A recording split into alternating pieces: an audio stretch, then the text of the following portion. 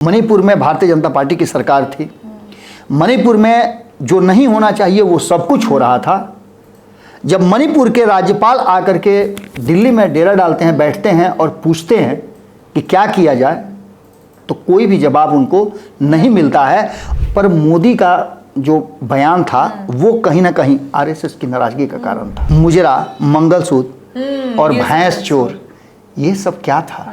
RSS के कार्यकर्ता Bharatiya Janata party के साथ कदम ताल करते थे, लेकिन इस चुनाव में वो नहीं नजर आया। पनोरमा ग्रुप, जो सोचता है वो करता है, आपके अपने सपनों का आशियाना। नमस्कार, भारत लाइव देख रहे हैं आप और ये चर्चा गर्म है। देखिए, अभी जो बिहार की राजनीति का माहौल है, इसमें सबसे पहले अगर किसी चीज के मायने निकाले जाएं तो वो है मुलाकातों के मायने। आप देख रहे होंगे कि आए दिन बंद कमरे में, रात के अंधेरे में, दिन के उजालों में कितनी मुलाकातें हो रही है, और ये मुलाकातें जानबूझ के सामने लाई जा रही है। चिराग पासवान अब पहले वो लेते थे नरेंद्र मोदी से गुरु मंत्र, लेकिन अब वो गुरु मंत्र ले रहे हैं सीएम नीतीश से। जीतन राम मांझी मिल रहे हैं। क्या चल रहा है? क्या चिराग और नीतीश की दोस्ती कुछ तय करेगी, या फिर चिराग और सीएम नीतीश की दोस्ती एनडीए में कुछ भूचाल लाएगी? तमाम मुद्दों पर चर्चा करेंगे। देखिए, आरएसएस भी अब बीच में घुस चुका है। जिस तरीके से आरएसएस ने अपने हाथ में कमान ले ली है और बीजेपी के दिग्गज नेताओं को अब आरएसएस ने एड्रेस करना शुरू कर दिया है, एक्शन लेने के लिए मजबूर कर दिया। तमाम मुद्दों पर वापस से चर्चा करेंगे। देखिए, नीतीश नायडू चिराग की तिगड़ी तय करेगी मोदी शाह का भविष्य। आरएसएस ने माहौल भाप लिया, यू टर्न ले लिया। बाबा, क्या हो रहा है? अब चिराग क्या कर रहे हैं? देखिए, इसमें चिराग को एक जगह खड़ा कर दीजिए, लेकिन चिराग से आगे की बात हम कर रहे हैं। सबसे बड़ी बात यह है कि इन 10 सालों में जो इस देश में सरकार चली, भारतीय जनता पार्टी की अगुवाई में एनडीए था, एनडीए नाम का था। भारतीय जनता पार्टी को पूर्ण बहुमत आया, और पूर्ण बहुमत आने के बाद उसने 10 साल बिना किसी रोक टोक के, बिना किसी निर्बाध गति से, जो मन में आया, जिस तरह से मन में आया, जो नीतियां अपनानी थी, जो आरएसएस पिछले लंबे समय से 70-80 सालों से, 90 सालों से जो लगातार आरएसएस एजेंडा अपना तय किए हुए था, उस एजेंडे पर काम कर रही थी। और बहुत सारे एजेंडों को तय भी किया गया और उस पर फाइनल भी हुआ, जैसे धारा 370 हुआ, 35 से हुआ, वगैरह वगैरह, जितने भी चीज़ें थी, इन सभी चीज़ों पर हुआ। लेकिन 10 साल के बाद, हम बार बार कहते हैं कि दशा 10 साल के बाद बदलता है। भाजपा की भी दशा बदली, और ये दशा बदलने का काम जब 2014 में ये सरकार आई थी, पहली बार पूर्ण बहुमत की सरकार, तो आरएसएस और भारतीय जनता पार्टी दो एक्सिस थे, दो धुरी थे। यानी कि कहीं ना कहीं ऐसे भारतीय जनता पार्टी आरएसएस पर टिकी हुई थी और इसी पर नाचती थी। लेकिन ये तुमको भी पता है, सारी दुनिया जानती है कि हर चीज़ का एक समय होता है, अवधि होता है। कभी कभी कुछ समय से पहले भी हो जाता है। और ये पीरियड जो था, जो पूर्ण बहुमत की सरकार आना और आरएसएस और भारतीय जनता पार्टी के लिए, जैसे कोई शादी होता है तो नहीं लगता है कि शादी बहुत बढ़िया से संपन्न हो गया, कोई नाराज नहीं हुआ, सब कोई खुश होकर के गया। लेकिन होता क्या है कि शादी के बाद बातें लोग करते हैं, वो बातें करते हैं, और उसके साथ साथ जिसकी शादी हुई है उस लड़का लड़की में ही तलाक हो जाता है, या उनका पीरियड खत्म हो जाता है। कोई ना कोई ऐसी तलखी सामने आ जाती है। बाकी सब खुश रहे, उससे कोई लेना देना नहीं है। बाकी कोई नाराज भी हो जाए तो उससे कुछ नहीं होता है। लेकिन लड़का और लड़की अगर संतुष्ट नहीं है तो ऐसी स्थिति में वो संबंध आगे नहीं चलता है। और यही हुआ कि भारतीय जनता पार्टी ने रिजेक्ट कर दिया आरएसएस को कि अब आपकी जरूरत मुझे नहीं है। ये बात 10 साल के बाद जून में सरकार बनी थी, और नवंबर में, 4 नवंबर को मैंने एक आर्टिकल देखा जो आया हुआ था अमर उजाला में। उस आर्टिकल को जब मैंने पढ़ा था, मैं उस समय की बात कर रहा हूँ, और हम लोगों ने जो खबरें की थी 2014 में कि क्या आरएसएस और भारतीय जनता पार्टी के बीच में द एंड हो गया, इसी बात को लिखा था कि हनीमून पीरियड जो है वो खत्म हो गया। मात्र 6 महीने में ये शादी टूट गई। अब इस बात को आप समझिए कि 10 साल के बाद यही बात कह करके भारतीय जनता पार्टी अति उत्साह में, जिस तरह से जेपी नड्डा ने इस चुनाव के दौरान जो अपनी बात को रखा, कहलवाया गया उनसे, ये ठीक है, उनसे कहलवाया गया। उनके साथ बहुत सारे लोग हैं, एक पूरा का पूरा उनका कुनबा है जो कहीं ना कहीं इस बात की तरफ इशारा करता है, देखता है, सब कुछ है। लेकिन जब भाजपा के अध्यक्ष ये बात कहें कि हमें अब बैसाखी की ज़रूरत नहीं है, हमें अब ज़रूरत नहीं है आरएसएस की, हम अपने दम पर सरकार बना सकते हैं और पूर्ण बहुमत की सरकार ला सकते हैं, तो निश्चित रूप से ये आरएसएस के लिए चिंता का कारण जरूर था और आरएसएस को इस बात की चिंता हुई भी। लेकिन बीजेपी ने फिर छठवें राउंड में तो आरएसएस, जब आखिरी दिन था तो आरएसएस को गुहार लगाई थी आरएसएस से। तलाक हो जाने के बाद आप कितना उस पर भरोसा कर सकती हैं? नहीं कर सकती हैं। सीधी सी बात है कि दोनों में जब संबंधी विच्छेद हो गए और आप साफ बार बार ये कह रहे हैं कि किसी काम का नहीं है, इससे हमको ज़रूरत ही नहीं है, इस आदमी से ने आज तक में हमको कभी कोई मेरे लिए कुछ नहीं किया, तो उस आदमी को तकलीफ होगा। और जब ज़रूरत आपकी होगी तो वो आदमी चाहे जितना भी सज्जन होगा, वो नहीं है। आप उस समय वो निश्चित रूप से उसको भी लगेगा कि अरे कहीं बुला करके फिर बेइज्जत मत कर दे। लेकिन जब रिजल्ट आ गया, जब 4 तारीख को 4 जून को रिजल्ट निकला, उसके बाद से भारतीय जनता पार्टी चारों खाने चित हो गई और तब आरएसएस जो है एक्शन में आया। निश्चित रूप से जब बहुत ही अच्छे माहौल में 2 परिवारों के बीच में शादी ब्याह होता है, तो मैं शादी ब्याह से इसलिए जोड़ रहा हूं कि ये कॉमन फैक्टर है जो हर किसी को अपने जीवन में देखना, समझना और सुनना पड़ता है। संबंधों में दरार आती है, लेकिन उस संबंधों में रिपेयर भी किया जाता है। बड़े बुजुर्ग जुटते हैं, जुट करके दोनों को समझाते हैं, सुलह समझौता कराते हैं, या फिर न्यायालय में जाता है मामला तलाक का, तो न्यायालय में भी आप देखिए कई बार मौका दिया जाता है, अलग बैठा कर काउंसलिंग की जाती है, तब जाकर के जब कोई संभावना नहीं रह जाती है, तब जाकर के तलाक अंतिम समय में फाइनल होता है। यहाँ से अब आरएसएस ने फिर से एक बार कोशिश शुरू की और कहा कि ठीक है, मैं आपको समय देता हूँ, 7 दिनों का समय दे दिया। आप इतने दिनों में अपने आप को प्रूफ कीजिए। अब इसके आगे की कहानी सुनिए।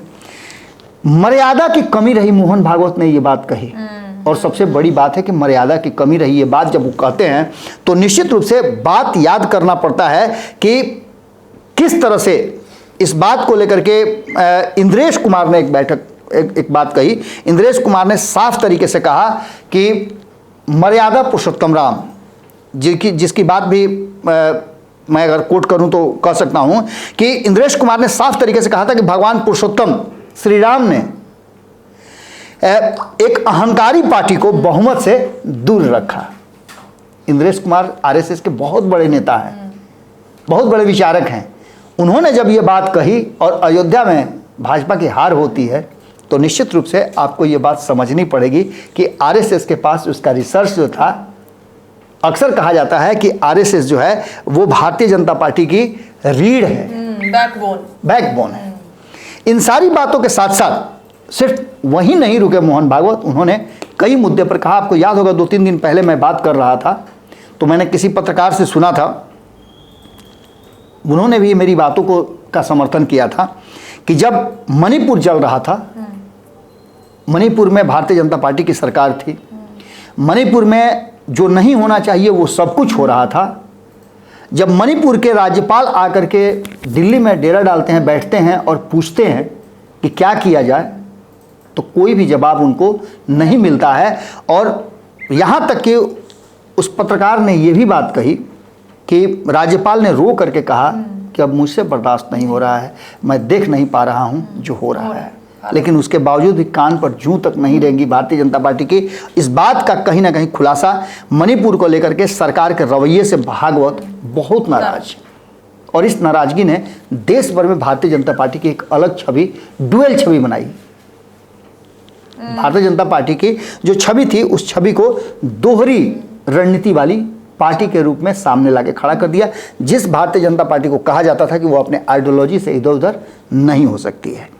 इसके साथ साथ मोहन भागवत यही नहीं रुके, मोहन भागवत ने वो पूरा का पूरा केस स्टडी किया जो और उस केस स्टडी में उन्होंने कहा कि ठीक है, अल्पसंख्यक भी हमारे देश के हैं, हम सर्वधर्म समभाव का देश हैं, हमारे देश के संविधान में ये बात लिखी हुई है, अधिक बच्चे पैदा करने वाले। पर मोदी का जो बयान था वो कहीं ना कहीं आरएसएस की नाराजगी का कारण था। उसके लिए और भी बहुत सारी बातें हैं, लेकिन चुनाव में ये शब्द नहीं कहे जाना चाहिए थे। इसके अलावे मुजरा, मंगलसूत्र और भैंस चोर, ये सब क्या था? इस तरह की ये कहीं ना कहीं अहंकार बोल रहा था भारतीय जनता पार्टी के जो ये गुजरात लॉबी है, इसको गुजरात लॉबी ही कहा जाता है। गुजरात लॉबी कहीं ना कहीं बोल रहा था ये लगातार अहंकार में बोल रही थी और उसे लग रहा था कि 10 साल तो हम पूर्ण बहुमत की सरकार थे, इस बार भी आएंगे और इस बार आएंगे तो इस देश को ही हम हिंदुत्व घोषित कर देंगे, हिंदू राष्ट्र घोषित कर देंगे। लेकिन अब यहाँ इसके आगे मोहन भागवत ये भी बात कहते हैं। मोहन भागवत बड़े रिसर्चर हैं, बड़े थिंकर हैं। वो लगातार सरकार को सपोर्ट करते रहे और उनका सरकार पर 6 महीने तक तो दबाव रहा है। 2014 के चुनाव से पहले ही उन्होंने सारी स्ट्रेटजी रची। आरएसएस के कार्यकर्ता भारतीय जनता पार्टी के साथ कदम ताल करते थे, लेकिन इस चुनाव में वो नहीं नजर आया। उन्होंने कहा कि मर्यादा और संयम विपक्ष को कभी भी शत्रु नहीं बल्कि प्रतिपक्ष के रूप में देखता है। विरोधी शत्रु नहीं होते हैं, वो प्रतिपक्ष होते हैं जो आपके पक्ष की बातों को ऐसे नहीं समर्थन करते। आप घर में कोई सामान खरीद के लाती हैं, पहले होता था, अब तो बहुत कम होता है। अब तो आपको डब्बा बंद सब कुछ मिलने लगा है, ऑनलाइन पैकेजिंग करके सारा चीज़ बिकता है। लेकिन हम लोगों को याद आता है कि जब हम लोगों के घर में खेत से अनाज आता था तो हमारे घर की महिलाएं क्या करती थी कि उसमें छलनी होता था, हाँ, छानती थी। उस छलनी में ऐसे ऐसे हिला करके उसमें जो मिट्टी उट्टी रहता था उसको रह जाता था और अन्न जो है वो अलग अलग माने माप का बना हुआ रहता था। दलहन तेलहन के लिए अलग हुआ करता था, क्योंकि तेलहन जो होता है जिसे तेल निकलता है वो काला और पीला वाला बहुत छोटे छोटे दाना होता है, तो उसके लिए झाड़ने वाला अलग होता था।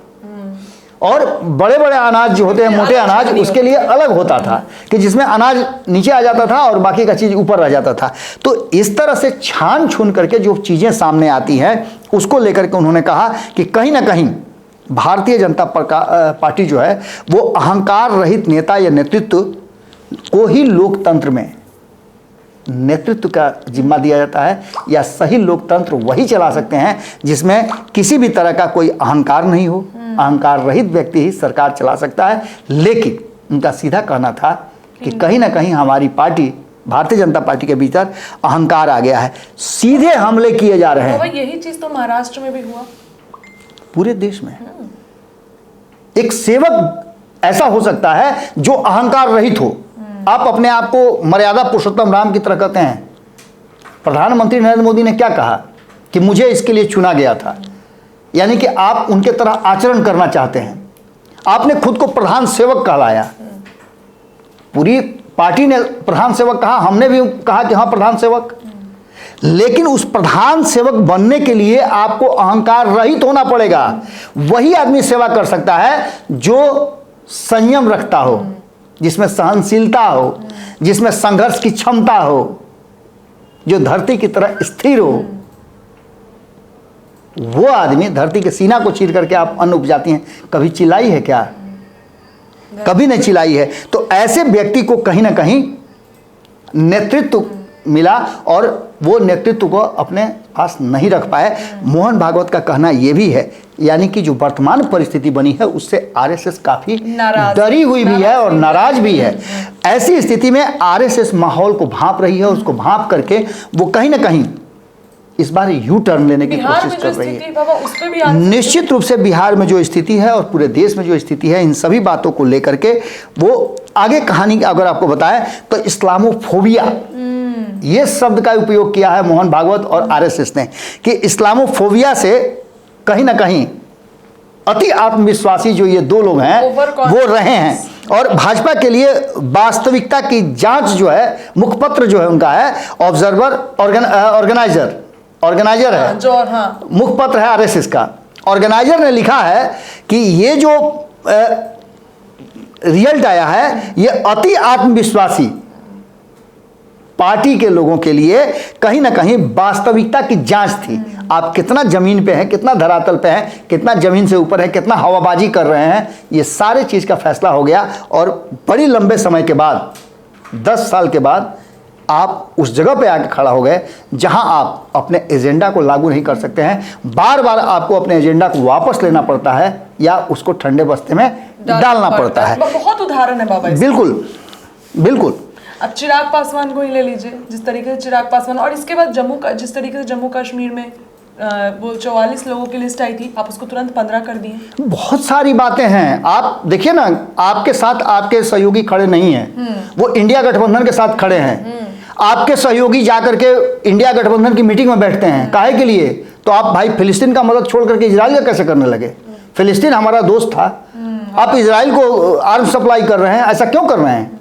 और जाकर के उनके बड़े पार्टनर जाकर के इंडिया गठबंधन की मीटिंग में बैठ करके और ये अनाउंस करते हैं कि हमारे देश के प्रधान को चाहिए कि वो अपनी स्ट्रेटजी में बदलाव लाएं, अंतर्राष्ट्रीय नीतियों में बदलाव लाएं। इसके साथ साथ एक सबसे महत्वपूर्ण और अहम बात है कि आरएसएस भारतीय जनता पार्टी का फील्ड फोर्स, ग्राउंड फोर्स हुआ करता था। अगर ग्राउंड फोर्स काम करता है, इस दुनिया में सबसे ज़्यादा अगर मजबूत सेना किसी को कहा जाता है तो वो इन्फेंट्री जो है, जमीनी सेना जो है भारत की, उसको कहा जाता है। क्यों कहा जाता है? क्योंकि जमीन पर उसकी पकड़ मजबूत है। आप हवा में कितना भी कलाबाजी खा लीजिएगा, लेकिन आइएगा तो जमीन पर ही ना, टटरा देगा। मैंने देखा है, मैंने बहुत नज़दीक से इन चीज़ों को देखा है। मैंने अपने पिताजी से बहुत सारी कहानियां सुनी हैं, कई युद्ध में वो शामिल हुए हैं, और मुझे भी थोड़ा बहुत मौका मिला है नज़दीक से सेना को देखने का।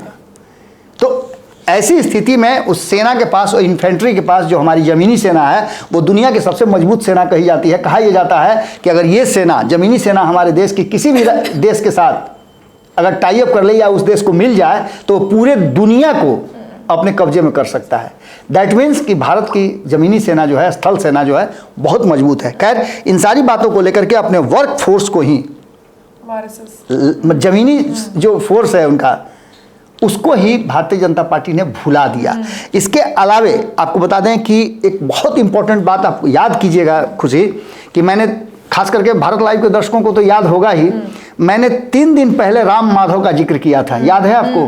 मैंने कहा था कि वो राम माधव हैं जो जम्मू कश्मीर के मामले में बहुत ज़्यादा चर्चित थे। बीच में वो पूरी तरह से गायब हो गए थे, लेकिन अचानक से जब ये रिजल्ट आया, उसके बाद राम माधव सामने आए, और राम माधव ने पुनः वापसी करने के बाद जो बातें उन्होंने कही है वो बड़ा ही महत्वपूर्ण। उन्होंने कहा है कि भारत एक बार फिर से गठबंधन की राजनीति के दलदल में फंस गया। बिल्कुल, ये कितनी बड़ी बात है आप समझिएगा।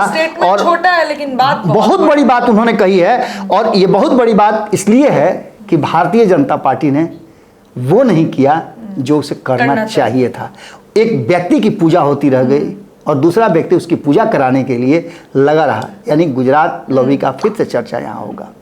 राम माधव ने जो बात कही है वो आप लोगों ने तो देखा नहीं होगा, कहानियों में जरूर पढ़ा होगा, इतिहास के पन्नों में पढ़ा होगा कि 70 के दशक में जब इस देश में सरकारें बदलने लगी तो जिस तरह से हम कपड़ा बदलते हैं उस तरह सरकार बदल रही थी, हमारे प्रधानमंत्री बदल रहे थे। इसी बात के डर से राम माधव ने लिखा है और कहा है अपनी बयान में कि एक बार फिर से ये देश इस लोकतांत्रिक प्रक्रिया में एक बार फिर से गठबंधन के दलदल में फंस गया है। और यहाँ उनके कहने का मतलब वही था जो ममता बनर्जी ने कहा था कि सरकार अगर अपने दम पर बहुमत में नहीं है तो ये सरकार कभी भी गिर सकती है। मैं बार बार जो कह रहा हूँ, मैं आंकड़े बता रहा हूँ कि नीतीश कुमार ने 162 का फॉर्मूला तय किया था और वो फार्मूला बिहार, बंगाल और उत्तर प्रदेश ये तो लागू हुआ ही, लेकिन इसके साथ साथ साउथ के बारे में भी मैं काफ़ी ये था कि साउथ में भी भारतीय जनता पार्टी का प्रदर्शन बहुत अच्छा हुआ, लेकिन उस आशा के अनुरूप नहीं हुआ। जो इधर से हुआ उसकी भरपाई तो हुई, लेकिन उतना नहीं हुआ जितना से होना चाहिए था और उसे 272 का आंकड़ा पार करना चाहिए था।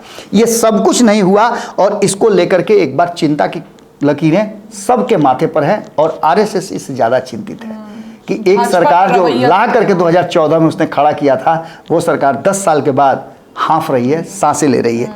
एम वेंकैया नायडू भारतीय जनता पार्टी के बहुत ही मजबूत थिंकर और वरिष्ठ नेता हैं।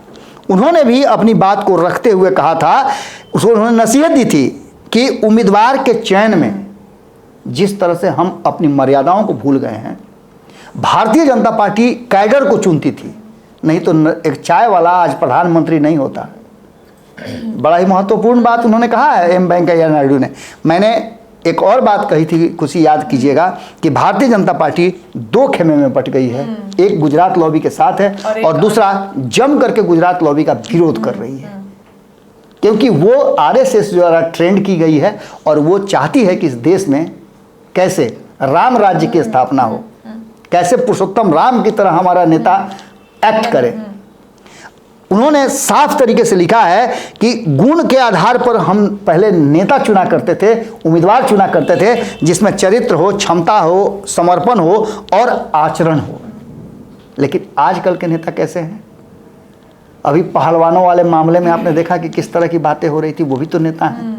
इसके अलावा बहुत सारी लंबी फहरिस्त है नेताओं की। ये लोग सब अब बीजेपी का विरोध करते नजर आ रहे हैं पूरे तरीके से। विरोध तो कर ही रहे हैं। जो एम वेंकैया नायडू ने कहा है वो बहुत बड़ी बात कही है। उन्होंने इसके दूसरे फेज में भी बात कही है। एक तो कहा है कि जब हम चुना करते थे, जब भाजपा चुना करती थी, तो भाजपा ऐसे लोगों को चुना करती थी जिसमें चरित्र हो, क्षमता हो कि 50 लोग उसके पीछे खड़े हों, इसके अलावा समर्पण हो, वो जान देने के लिए भी तैयार हो। आरएसएस दुनिया में सबसे ज्यादा गैर राजनीतिक संगठन माना जाता है, जो किसी भी देश में, अभी पाकिस्तान में इतना बड़ा त्रासदी आया था, जाकर के आरएसएस ने लोगों की वहां मदद की। दुनिया भर में आरएसएस जो वर्क फोर्स है उसका गैर सामाजिक संगठन, गैर राजनीतिक संगठन को इतना बड़ा मान्यता कहीं नहीं मिला है, न इतना जो किसी में है। आचरण की बात उन्होंने की है। उन्होंने कहा है कि न कि जो उम्मीदवारों के चयन में जो नया गुजरात लॉबी कर रहा है या जो नई भाजपा कर रही है, भाजपा की टुकड़ी कर रही है, उसमें नगदी, जाति, समुदाय और आपराधिक चरित्र वाले लोगों को आगे किया जाता है। ये बहुत बड़ी बात है और यहाँ से निश्चित रूप से जब आप अपनी आइडियोलॉजी के साथ समझौता कीजिएगा तो आपकी स्थिति गड़बड़ाएगी, क्योंकि लोग आपको जिस कारण से सत्ता में लाते हैं या आपका समर्थन करते हैं वो आप खोते जा रहे हैं। इसके अलावे आपको सुधींद्र कुलकर्णी जो कि बड़े थिंकर हैं, उनकी बात यदि हम बताएं तो उन्होंने भी अपनी बात को रखते हुए कहा है कि मोदी शाह की जोड़ी भले ही कमजोर होते हुए भी अपनी कमजोरी प्रदर्शित करने में शर्माती है, लजाती है, डरती है, लेकिन फैक्ट ये है कि असहज होने के बाद भी वो कमजोर हुए हैं। वो कहें चाहे नहीं कहें, लेकिन वो कमजोर हुए हैं। इसमें कोई दो राय नहीं है। और फैसले जब वापस लिए जाते हैं दैट मीन्स कि आप कमजोर हैं। तो आरएसएस निश्चित, आरएसएस का ये थिंक टैंक जो है वो अपनी बातों को पूरी तरह से रख रहा है और यहाँ आकर के वो माहौल को भांप रहा है। पूरी हिस्ट्री जो है वो बनाई जा रही है। इसके अलावा आरएसएस के बाद मोदी के असफल नेतृत्व का दंश जो है वो झेल रहा है ये भाजपा। इतना ही 10 साल में पहली बार आरएसएस जो है वो मोदी के झूठ का खुलासा कर रहा है और उसको मर्यादाहीन बता रहा है। वो एक तरीके से कह सकते हैं कि आरएसएस अगर 60 दिनों का टाइम पीरियड दी है, इसमें कोई बदलाव नहीं आया तो आरएसएस एक बड़ा एक्शन ले सकती है। इसमें दो राय कहाँ है? आप समझिए, जेपी नड्डा जिसकी चर्चा मैं शुरू में कर रहा था कि उन्होंने चुनाव के समय में कौन सी बातें कही थी। उन्होंने कहा था कि हम अपने दम पर सब कुछ कर लेंगे, आरएसएस की जरूरत हमें नहीं है। उनको अभी तक बहाल करके रखना क्या लगता है? आरएसएस, मैंने तो पहले भी कहा था कि मुझे शक हो रहा है कि कहीं ऐसा ना हो कि राम माधव के हाथ में भारतीय जनता पार्टी की कमान दे दी जाए। मैंने कई लोगों का नाम बताया था। मैंने आज से करीब 2 महीना पहले भारतीय जनता पार्टी के 10 नामों को जुड़ाया था। संयोग से उस समय राम माधव का नाम मैंने छोड़ दिया था। मैंने 10 लोगों की लिस्ट बनाई थी। उन्हीं 10 में से ये 11वां नाम जो राम माधव का है, यही जुड़ करके भारतीय जनता पार्टी का इस बार अध्यक्ष बनेगा। ये भी बात लगभग तय है। लेकिन इन सारी बातों के साथ साथ जो मेन बात है, मैंने आपको बता दिया सारा चीज़। आरएसएस का पूरा हमने केस हिस्ट्री बता दिया कि आरएसएस ने पूरा केस हिस्ट्री करके रखा है कि कहाँ कहाँ ये दोनों फेल हुए हैं, कहाँ कहाँ इन दोनों ने पार्टी पर कहा जाए तो ओवरलैप किया है, कहाँ कहाँ इन्होंने लोगों से मंत्रणा नहीं की है, विचार नहीं किया है, और कहाँ कहाँ आरएसएस को इन्होंने झटका दिया है। आरएसएस 10 साल से इंतजार कर रही थी कि कोई तो हमसे पूछे। आरएसएस नहीं पूछने के बावजूद भी रिसर्च कर रही थी, अपनी बातें जानकारी इकट्ठा करके भेज रही थी कि यहाँ ये कमी है, यहाँ ये कमी है, लेकिन नहीं मान रहे थे। यही कारण था कि कांग्रेस को सत्ता से बेदखल क्यों किया गया, तो कांग्रेस इसी तरह की नीतियों को अपनाया करती थी। उसी कांग्रेस से निजात दिलाने के लिए भारतीय जनता पार्टी ने एक नया भारत बनाने की बात कही थी, जिसके पीछे दौड़ पड़ा था पूरा यूथ और देश की जनता। आज वही भारतीय जनता पार्टी के दोनों नेतृत्वकर्ता, प्रधानमंत्री और गृह मंत्री, कटघरे में खड़े हैं और आम जनता के नहीं, विपक्ष के नहीं, बल्कि उन्हीं के संगठन, मातृ संगठन आरएसएस के सामने। अब ऐसी परिस्थिति में आप समझ सकती हैं कि कितनी विकट परिस्थिति है, जो मैं बार बार कह रहा हूं कि हो सकता है कि नीतीश कुमार, जिनको आगे बढ़ाने की बात की जा रही है, जिनको ममता बनर्जी ने अगुआ बना दिया है, जिनको लेकर के कांग्रेस ने पूरी तरह से, हमारे यहाँ कहा जाता है कि बकुली के लेखा सी टेढ़ हो गई। आपने देखा है जो छड़ी लेकर के हमारे यहाँ बड़े बुजुर्ग घूमते हैं, छाता का कमानी आपने देखा होगा, ऐसे ऐसे घुमा हुआ रहता है डंडी। उसी तरह से कांग्रेस जो है वो बाह फैला करके नीतीश कुमार को कह रही है कि आप आइए, समर्थन लीजिए और बनिए प्रधानमंत्री। ये सारी परिस्थितियां अगर रातों रात हो जाती हैं, अगर इसमें देर हुआ या प्लानिंग बनाने में कहीं चूक हुई, या फिर भारतीय जनता पार्टी को ये पता चल गया कि इस तरह का कुछ प्लानिंग बन रहा है, तब तो ये खेल भंडोल हो जाएगा। लेकिन अगर भीतर ही भीतर ये खेल हो जाए और रातों रात सरकार बदलने की बात हो जाए, तो निश्चित रूप से सरकार उस जगह आके खड़ी है जहां नीतीश नायडू और चिराग की तिकड़ी, इन तीनों के पास इतना ज़्यादा, इतने सांसद पर्याप्त मात्रा में हैं कि ये तीनों मिल करके मोदी की सरकार को सत्ता से बेदखल कर सकते हैं और इंडिया गठबंधन की सरकार बन सकती है। अब ऐसी स्थिति में ये तय करना होगा मोदी और शाह का भविष्य कौन लिखता है, आरएसएस या ये तीनों मिल करके। आरएसएस ने एक जो दायरा है वो सीमित कर दिया है। आरएसएस के पास एक जो फाइनल कॉल जो है वो कर दिया है। अब इन सारी परिस्थितियों को लेकर के मोदी के दोहरे चरित्र, चेहरे और स्पीक, इन सब पर आरएसएस, दोहरे चरित्र का मतलब राजनीतिक रूप से दोहरे चरित्र की मैं बात कर रहा हूं, उनके व्यक्तिगत चरित्र की बात नहीं कर रहा हूं। राजनीतिक चरित्र में वो एक जगह जो बात कहते हैं वही दूसरी जगह नहीं कहते हैं। अगर उत्तर प्रदेश में हिंसा हो रही है, उत्तर प्रदेश में बलात्कार हो रहे हैं, तो वो बलात्कार उतना ज़्यादा महत्वपूर्ण नहीं है जितना बंगाल में हो रहे हैं। बिल्कुल। तो ऐसी स्थिति में इस चरित्र को, राजनीतिक चरित्र को दोहरा चरित्र कहा जाता है। डबल स्पीक की बात है कि आप कहते कुछ और हैं, करते कुछ और हैं, आपकी बातों में कोई दम नहीं है। उत्तर प्रदेश क्यों, बिहार में भी अगले दिन हुआ। बिल्कुल। मैं बिहार का नाम इसलिए नहीं कर रहा हूं कि बिहार में कंबाइंड सरकार चल रही है। मैंने 2 इंडिपेंडेंट सरकारों की बात की है, दोनों जगह 2 इंडिपेंडेंट सरकार। मैं महाराष्ट्र का भी नाम ले सकता था, मैं और भी राज्यों का नाम ले सकता था, लेकिन मैंने 2 इंडिपेंडेंट सरकार का नाम लिया, जिसमें एक जो भाजपा लीड है और दूसरा जो टीएमसी लीड है। मैं उसकी बात कर रहा हूं। अब ऐसी स्थिति में आप समझ सकती हैं कि जो ग्राफ लगातार गिर रहा है उसको रिपेयर कैसे किया जाएगा। कभी कभी होता क्या है कि गाड़ी आप इतना ज़्यादा ठोक देते हैं कि मिस्त्री कहता है कबाड़ी में बेच दीजिए, अब रिपेयर होने लायक नहीं है। तो ऐसा ना हो कि आरएसएस जिसको थोड़ा सा और मोहलत देना चाहती है, हल्का फुल्का इधर उधर ठोका रहा है, टकरा रहा है, वो कहीं ऐसा ना हो कि ऐसा एक्सीडेंट कर दे फिर गाड़ी को कबाड़ी में डालना पड़े। ऐसी परिस्थिति अगर बनती है तो निश्चित रूप से कहीं ना कहीं इस देश के लिए भी, और जो राम माधव ने कहा है कि एक बार फिर से हम लोग गठबंधन के दलदल में फंसते जा रहे हैं और हमारा लोकतंत्र, हमारी सरकार, हमारा देश फंस गया है, इससे कैसे बाहर निकाला जाए, ये बहुत बड़ी बात है। और देखना दिलचस्प होगा कि आखिर आरएसएस क्या कदम इस माहौल को भांप करके जो यू टर्न ले रहा है, वो यू टर्न सरकार को बचाने का होगा या फिर सरकार को गिराने का होगा। चलिए देखिए, तमाम मुद्दों पर हमने चर्चा की और ये चर्चा बहुत लंबी भी हुई, क्योंकि इसमें जो लोग थे उनकी भी बात करनी थी और आरएसएस का भी बात, आरएसएस जिस तरीके से व्यू टर्न ले रहा है और माहौल को नापने की कोशिश कर रहा है, भापने की कोशिश कर रहा है कि कहाँ क्या गड़बड़ी है, क्या कुछ होगा, उस पर हमारी नजर रहेगी। फिलहाल चर्चा गर्म में इतना ही, लेकिन लगातार चर्चाएं जारी है। बहुत बहुत धन्यवाद। पनोरमा ग्रुप, जो सोचता है वो करता है। अगर ये वीडियो पसंद आई और वह बिहार के राजनीति और बिहारियत से सरोकार रखेनी तो सब्सक्राइब बटन दबा के चैनल के सब्सक्राइब कर ली।